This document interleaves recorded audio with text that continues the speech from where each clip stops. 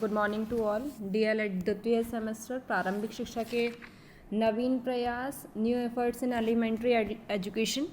कल हमने अध्ययन किया था राष्ट्रीय शिक्षा नीति 1986। इसके अंतर्गत हमने पढ़ा था कि राष्ट्रीय शिक्षा नीति का दस्तावेज किया था, और राष्ट्रीय शिक्षा नीति में जो कार्य योजना का दस्तावेज था वो क्या थे। उसके आगे अब हम अध्ययन करेंगे इसमें राष्ट्रीय शिक्षा नीति के मूल तत्व क्या है, उसका आज हम उसके आगे अध्ययन करेंगे। निधि प्रवक्ता मनोविज्ञान, जिला शिक्षा एवं प्रशिक्षण संस्थान रजलामई फर्रुखाबाद।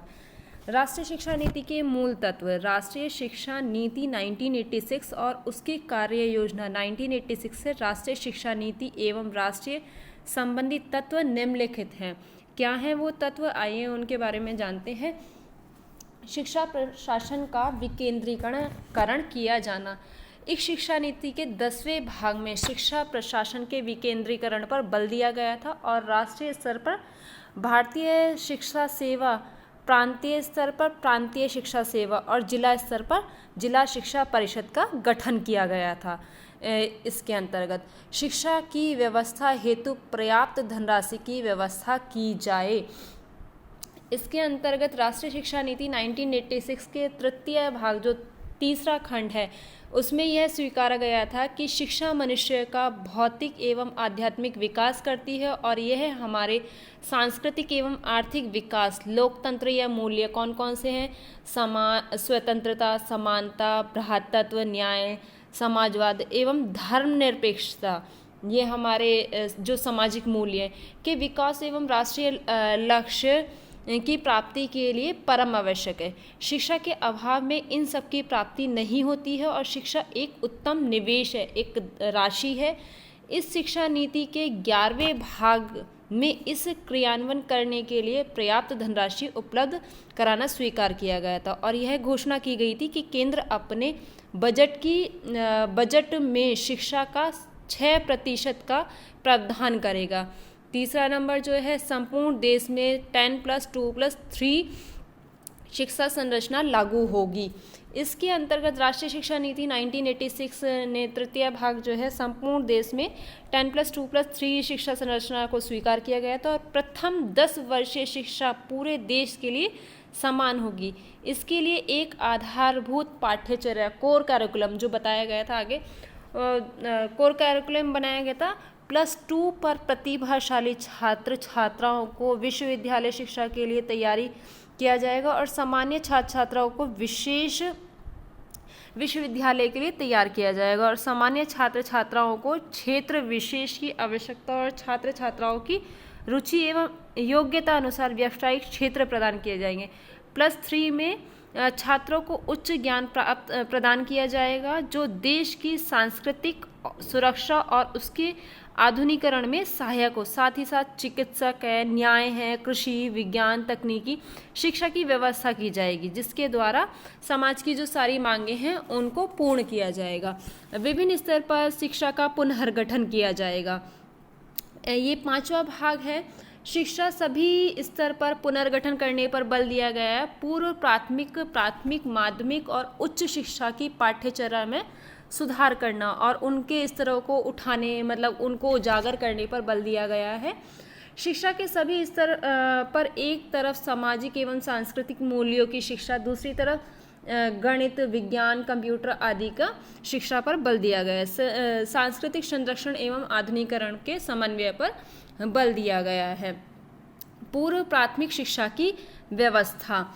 पूर्व प्राथमिक शिक्षा की व्यवस्था में शारीरिक एवं मानसिक विकास पर ध्यान दिया जाएगा, उनके भोजन पर, वस्त्र, सफाई, पर्यावरण पर ध्यान दिया जाएगा, उनके खेल कूद, व्यायाम आदि पर उचित रूप से ध्यान दिया जाएगा। अनिवार्य एवं निःशुल्क प्रारंभिक शिक्षा के लक्ष्य को शीघ्र अतिशीघ्र प्राप्त किया जाएगा।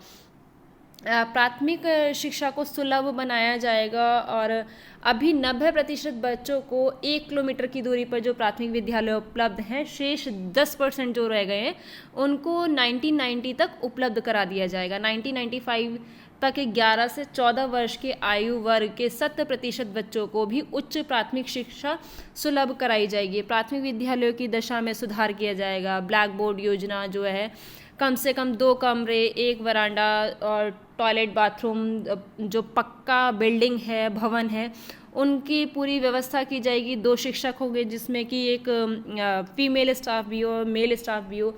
वहाँ पे लाइब्रेरी हो, शिक्षण अधिगम सामग्री हो, ब्लैक बोर्ड, चौक, डस्टर आदि सभी की व्यवस्था की जाएगी। जैसे विज्ञान में है, किट है, टाट पट्टी है, खेल के सामग्री हैं, उन सभी की व्यवस्था की जाएगी इसके अंतर्गत। 7वां है माध्यमिक शिक्षा का पुनर्गठन किया जाएगा।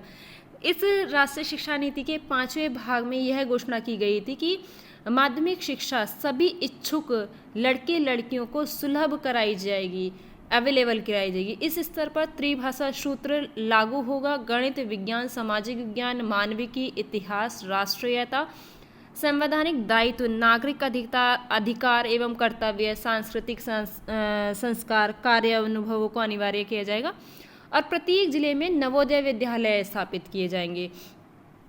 +2 पर सामान्य शिक्षा के साथ साथ विशेष आवश्यकता अनुसार व्यावसायिक शिक्षा की व्यवस्था की जाएगी और यह प्रयत्न किया जाएगा कि 1995 तक इस व्यावसायिक वर्ग में 25% छात्र छात्राएं शिक्षा को ग्रहण कर सके।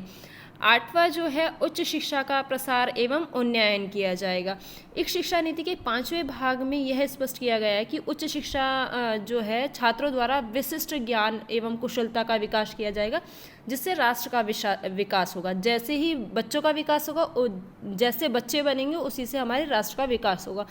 इसके मौजूद पाठ्यक्रम में सुधार किया जाएगा, शिक्षण का चिंतन परक बनाया जाएगा, साथ ही साथ शिक्षकों के कार्यों को, जो शिक्षक कार्य कर रहा है उसका भी मूल्यांकन किया जाएगा, उनको प्रमोट किया जाएगा उनकी एबिलिटीज़ के आधार पर, योग्यता के आधार पर।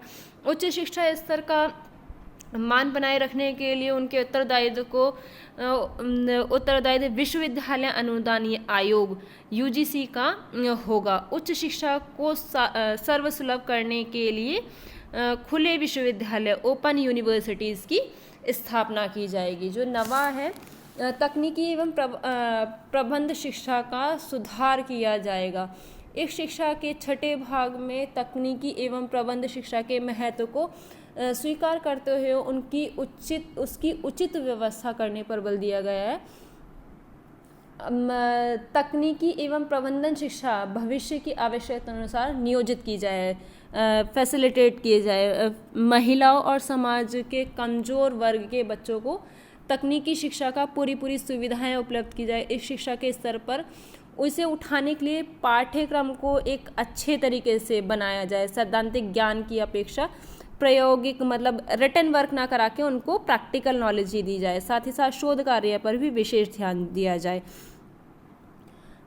अखिल भारतीय तकनीकी शिक्षण परिषद को कानूनी अधिकार दिया जाएगा। निम्न स्तर के तकनीकी संस्थानों को बंद किया जाएगा और इस क्षेत्र में उच्च स्तरीय कार्य वाले शिक्षण संस्थानों को प्रोत्साहन दिया जाएगा। 10वां है परीक्षा प्रणाली और मूल्यांकन प्रक्रिया में सुधार किया जाएगा। राष्ट्रीय शिक्षा नीति 1986 के 8वें भाग में अंत में तत्कालीन परीक्षा प्रणाली और मूल्यांकन प्रक्रिया के बारे में जो बताया गया था, उसमें यह घोषणा की गई थी कि मूल्यांकन एक सतत प्रक्रिया है। मूल्यांकन इंटरनल जो होता है, एक्सटर्नल एवल्यूशन के स्थान पर इंटरनल होगा, आंतरिक होगा, उस पर ज़्यादा बल दिया गया था। परीक्षाओं को वैध और विश्वसनीय बनाया जाएगा। प्रश्न पत्रों की रचना और उत्तर पुस्तकों के मूल्यांकन को वस्तुनिष्ठ किया जाएगा और श्रेणी के स्थान पर ग्रेड सिस्टम को लागू किया जाएगा। इस पर बल दिया गया था।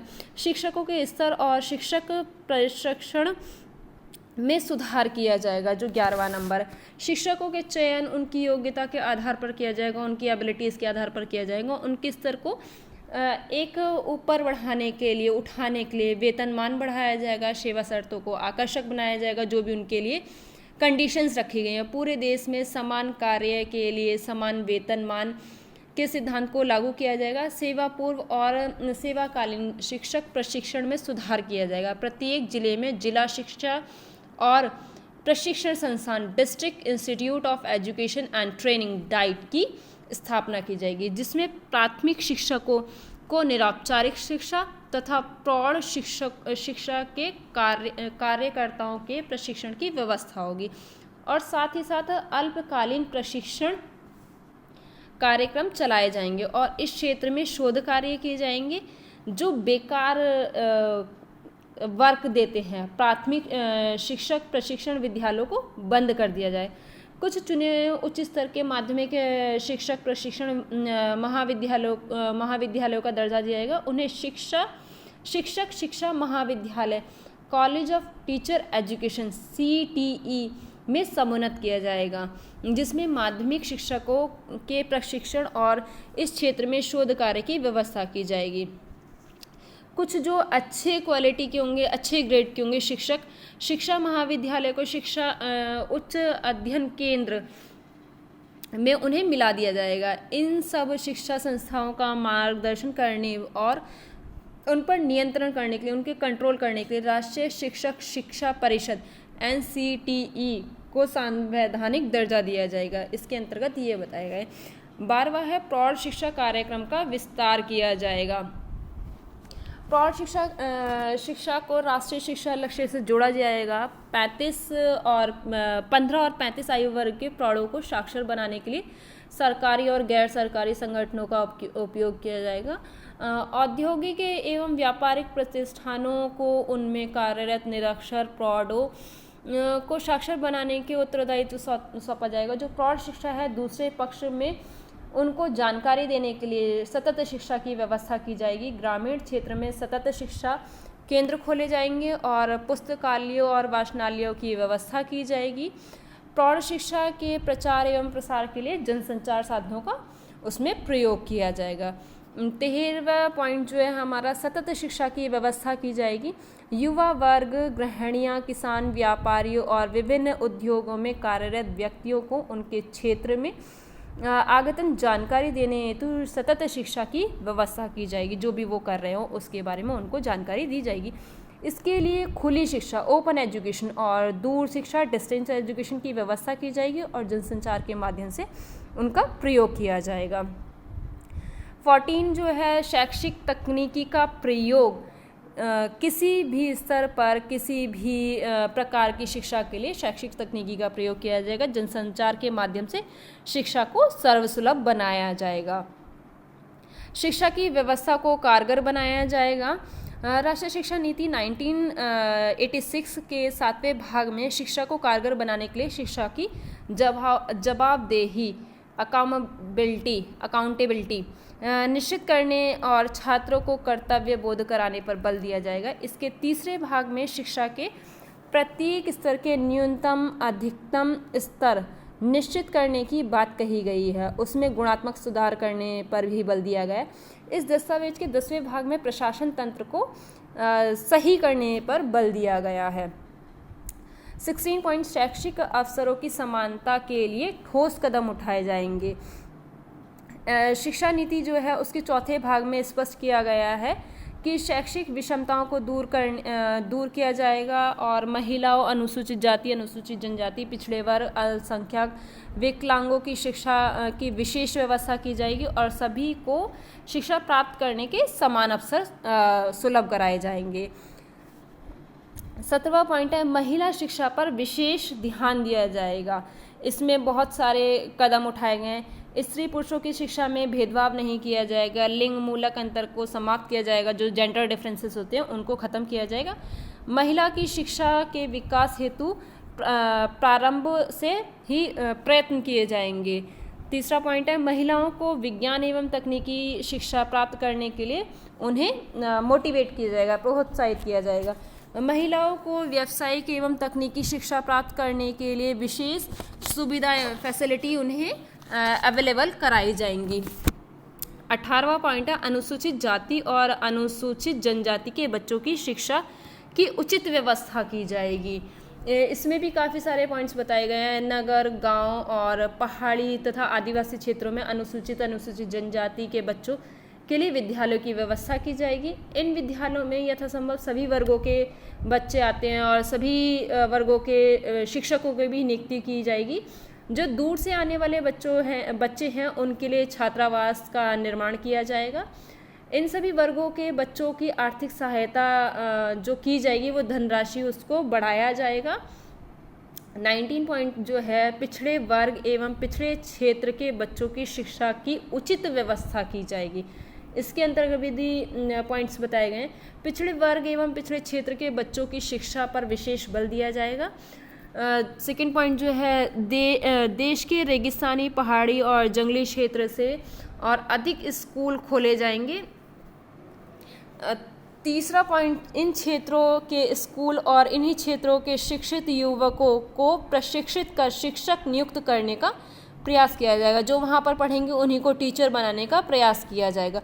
पिछड़े वर्ग के बच्चों को आर्थिक सहायता जारी रहेगी और साथ ही उन्हें छात्रवृत्तियाँ दी जाएंगी।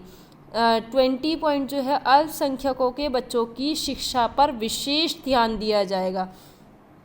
इसमें भी काफ़ी सारे पॉइंट्स दिए गए हैं। इन्हें अपने शिक्षा संस्थाएं चलाने का अधिकार होगा, परंतु इनका पाठ्यक्रम प्रांतीय और सरकारों के निश्चित पाठ्यक्रम के ही इक्विवेलेंट होगा। इनके क्षेत्रों में स्कूल की स्थापना की जाएगी।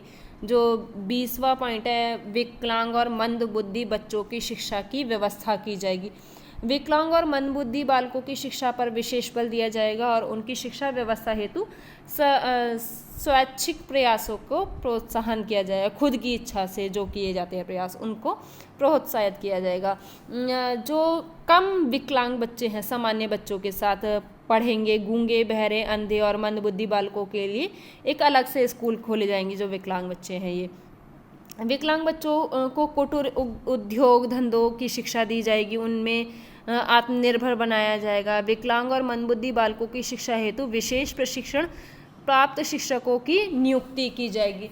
इसके अंतर्गत फिर राष्ट्रीय शिक्षा नीति के कुछ गुणों, दोष और उनके प्रभाव बताए गए हैं। क्या क्या हैं उनको देखते हैं। राष्ट्रीय शिक्षा नीति के गुण क्या है। राष्ट्रीय शिक्षा नीति को महत्व का विषय माना गया और इस पर बजट का 6% व्यय करने की बात की गई है। वर्तमान में इस पर बजट का लगभग 4% व्यय किया भी जा रहा है। ये इसका गुण है। दूसरा गुण है, यह पहली एक ऐसी शिक्षा नीति है जिसमें इसको पूरी करने की योजना के साथ इसे प्रस्तुत किया गया है। राष्ट्रीय शिक्षा नीति में घोषित शिक्षा संरचना 10+2+3 को पूरे देश में अनिवार्य शिक्षा के रूप में लागू किया गया है। प्राथमिक शिक्षा में सुधार हेतु ब्लैक बोर्ड योजना बनाई गई है, उसके द्वारा 90% स्कूलों में इस कार्य योजना का लाभ मिल चुका है। जो ग्रामीण क्षेत्रों में गति निरोधक विद्यालय खोले जाने की बात कही गई थी, उसमें 2012 तक 586 नवोदय विद्यालय स्थापित किए जा चुके हैं। इस शिक्षा नीति में 1986 में दिल्ली में इंदिरा गांधी राष्ट्रीय मुक्त विश्वविद्यालय की स्थापना की गई है और 2012 तक 16 मुक्त विश्वविद्यालय खोले जा चुके हैं। शिक्षकों के संबंध में जो है शिक्षा नीति, उनके वेतनमान बढ़ाए गए हैं तथा सेवा शर्तों में भी सुधार किया गया है। शिक्षक प्रशिक्षण के 2011 तक 555 जिला शिक्षा एवं प्रशिक्षण संस्थान डाइट तथा 104 शिक्षण प्रशिक्षण महाविद्यालयों को शिक्षा महाविद्यालय में जोड़ दिया गया है। राष्ट्रीय शिक्षा नीति CET में परीक्षाओं को विश्वसनीय तथा वस्तुनिष्ठ बनाने पर बल दिया गया था, जिसमें परीक्षा एवं मूल्यांकन प्रणाली में काफ़ी सुधार किया गया है। अब इसके दोष देखते हैं। राष्ट्रीय शिक्षा नीति 1986 के क्या क्या दोष हैं, क्या क्या उसमें खामियां हैं, उनको अध्ययन करेंगे। शिक्षा की व्यवस्था के लिए व्यक्तिगत प्रयासों के प्रोत्साहन की बात कही गई है और प्रवेश के समय शिक्षण संस्थाओं में एक बड़ी धनराशि को लेने का जो शोषण कहा गया है न किया जाए और उसका सहयोग ना किया जाए जो शोषण किया जाता है। स्ववित्त पोषी संस्थाओं को प्रोत्साहन दिया जाए। इसमें उच्च शिक्षा महंगी हो गई है तथा उच्च शिक्षा का स्तर भी थोड़ा सा गिरा रहना चाहिए। ऑपरेशन ब्लैक बोर्ड योजना के अंतर्गत प्राथमिक स्कूलों के जो भवन बनाए गए हैं वह बहुत ही बेकार क्वालिटी के हैं। जो फर्नीचर है, शिक्षण सामग्री है की व्यवस्था बहुत ही डाउन क्वालिटी की है, अच्छी क्वालिटी की वहाँ पे शिक्षण व्यवस्था नहीं है। नवोदय विद्यालय की स्थापना के पीछे योग्य बच्चों का विकास के अवसर प्रदान कराना है, परंतु ऐसा नहीं हो सकता है जिसके लिए ये विद्यालय स्थापित किए गए थे वे इसका लाभ ही नहीं ले पा रहे हैं। फिफ्थ पॉइंट जो है +2 स्तर पर जो व्यावसायिक पाठ्यक्रम शुरू किए गए थे उनमें संसाधनों तथा योग्य अध्यापकों की कमी है। इस शिक्षा नीति के आंतरिक मूल्यांकन पर बल दिया गया है, जिसके कारण छात्रों के शोषण को बढ़ावा मिला है। अब इसके प्रभाव देखते हैं, क्या क्या प्रभाव हैं राष्ट्रीय शिक्षा नीति 1986 के। केंद्र और प्रांतीय सरकारों ने शिक्षा पर खर्च किए जाने वाले बजट में वृद्धि कर दी है। शिशुओं की देखभाल तथा प्रारंभिक शिक्षा के लिए अनेक योजनाएं चलाई जा रही हैं। देश में लगभग 13.5 लाख आंगनबाड़ियाँ और बालवाड़ियाँ स्थापित की जा चुकी हैं। इनमें लगभग 3.5 करोड़ बच्चे उसका लाभ ले रहे हैं। पूरे देश में 10+2+3 शिक्षा संरचना लागू हो गई है। प्राथमिक शिक्षा का प्रसार तेजी से हो रहा है। ऑपरेशन ब्लैक बोर्ड योजना से लगभग 90% प्राथमिक स्कूलों की दशा सुधर चुकी है।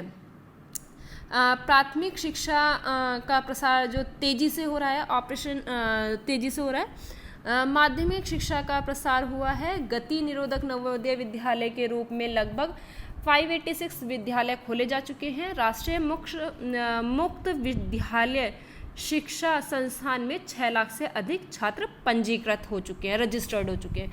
सभी प्रांतों में +2 स्तर पर व्यावसायिक पाठ्यक्रम की व्यवस्था की जा चुकी है। अच्छे शिक्षक प्रशिक्षण महाविद्यालयों को शिक्षा महाविद्यालय में समुन्नत किया जा चुका है और बहुत अच्छे से शिक्षा महाविद्यालय को उच्च अध्ययन शिक्षा संस्थानों में समुन्नत किया जा चुका है।